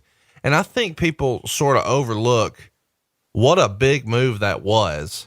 I mean, if you went to a WCW show, whether it was a television taping or a house show or whatever, if the Steiner brothers were on the card, that's what everybody wanted to see. That's the move that everybody wanted to see in a Steiner brothers match. Sure. That was the finish, man. That was the pop. And that was something that, and especially for a guy the size of Scott Steiner to do it, man, that's impressive shit. No doubt. And, I was a fan as a kid, and I was excited for them to be here. Anywhere the Steiner brothers were, man, I was in, and, they were in January 8th of 1993 in Philadelphia, their old NWA stomping grounds, getting a win over the Executioners the next day in East Rutherford. And then the next day in Allentown. And then on January 11th, it's the very first Raw from the Manhattan Center. The Steiner brothers get a win over the Executioners. This is a pretty generic name for a tag team. Who were the Executioners? Do you remember? Jose Luis Rivera and Jose Estrada. How did you think their television debut came together? I thought it was great. Absolutely great, because the people in New York, man, it was electric. They always liked when somebody that they knew a little bit from WCW or the old NWA would come in and debut, and they like to see what we're going to do with them. And the fact that here were the Steiners as the Steiners, they knew them. We didn't change them. They were excited. It was good debut. I'm glad you brought that up, because I was going to get there for sure. Of course, you guys had a history of changing people's gimmicks. You know, Barry Windham comes in and he's the fucking stalker, and Dustin Runnels comes in and he's Goldust. How did the Steiner brothers come in and they're the Steiner brothers? Probably laziness out of more than anything. I'll tell you exactly how that happens. Time runs out. I think Vince, if he could change everybody's name, he would, so that he can own it. And sometimes you'll talk about it and you'll talk about it and you'll talk about it to death. Time will run out. You'll be sitting there at a television taping and go, okay, we got to go. What are we going to go with? God damn it, just go with whatever the hell their name is. And then it's on TV and you're good. Ted DiBiase Jr. is a perfect example of that. We had 3 months, I shit you not, of he wanted a new name and a new gimmick for Ted DiBiase Jr. And we all wanted him to just be Ted DiBiase Jr. Nobody could come up with anything. So when it came time for him to debut, it was fuck it. He's Ted DiBiase Jr. That's just amazing to me that so much of people's careers and what they're able to use afterwards and earn a living is just, we ran out of time. Fuck it. Yeah. But think about that too, is that you could take Kurt Hennig's kid and bring him in, and Vince would probably say, God, he'd make a good Ted DiBiase Jr., wouldn't he? Well, we had Ted DiBiase Jr., who was a pretty good Ted DiBiase Jr., but you didn't like that. Yes, it can be. You can find the funny points in it sometimes. Are you saying that really happened? What? That Curtis Axel was maybe considered to be Ted DiBiase Jr.? That was a hypothetical, but that would have been fucking hilarious, by the way. You could see, no, I'm saying I could see Vince going, I need a Dusty Jr. Well, Dustin's available. No one would buy that. God damn it. Find me Dusty Jr. I want the puppies and a blotch. Put the splotch on the other side. Yeah, just weird shit like that sometimes when you, we have that. I don't want that one. So why? When you guys are thinking about the first Raw, the Steiner brother debut feels like something you guys would have really wanted to promote for that, right? Absolutely. You know, it's the first time you're in New York, you're in the Manhattan Center. We wanted to make a big splash. This was a live show, so we wanted to give it a feeling of special. And that was special to have the Steiners' first time in the WWF on Monday Night Raw live. We get to Royal Rumble 93, January 24th. It's going down in Sacramento, and we see the Steiners get a win over the Beverly Brothers. Any memories of that match or the Beverly Brothers? I don't know when we'll talk about them again. Oh, the Beverly Brothers are, to me, an unsung heroes of tag team, because they, Wayne Bloom was like a power lifter. The skinny one, the tall, skinny one. Right. He was a power lifter, an extremely strong guy and a tough guy. Mike Enos, one of the most easygoing, really nice guys you'd ever want to meet. I liked the hell out of both of them. They both came from Minnesota, and they were part of that whole Road Warrior, Kurt Hennig, Rick Rude group. Tough as nails, meaning both Kevin Walkhalts and Nails, you know what I mean. But really good guys, and they could go. I just felt that they were always almost in the right place at the wrong time, if you know what I mean. Yeah, because they always got overshadowed. Timing. Yes. They start working. Do you remember the Royal Rumble match? You know, at this point, they've had two really high profile matches for the company on the debut Raw and then at the Rumble 93. At this point, is Vince feeling pretty good about his investment? What was Vince's early feeling about their debuts? He loved them because they looked strong and they looked like monsters, and they came out and we, you know, other than you had Demolition, who's a big power team, but they didn't move like the Steiners. And here was a big power team that could move like cruiserweights. So he was happy with them.